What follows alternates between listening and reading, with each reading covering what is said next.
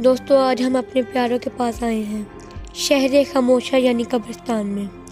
हमें अपने प्यारों को याद रखना चाहिए और कब्रिस्तान में आने से हमें अपनी भी आखिरत को याद रखने का मौका मिलता है।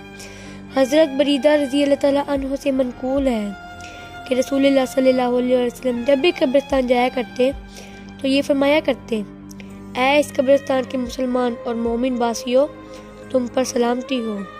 यकीनन अल्लाह ने चाहा तो हम भी तुमसे मिलने वाले हैं। तुम हमसे पहले आगे हो और हम तुम्हारे पीछे हैं। हम अपने लिए और तुम्हारे लिए अल्लाह ताला से खैरियत और सलामती की दुआ करते हैं। और हज़रत अबू हुरैरा रज़ी अल्लाह ताला अन्हु बयान फरमाते हैं कि रसूलुल्लाह सल्लल्लाहु अलैहि वसल्लम ने फरमाया, अपने घरों को कब्रिस्तान ना बनाओ, क्योंकि जिस घर में भी सूरह बकरा की तिलावत की जाए वहाँ से शैतान भाग जाता है। तो दोस्तों, ये इबरत की जा है, तमाशा नहीं।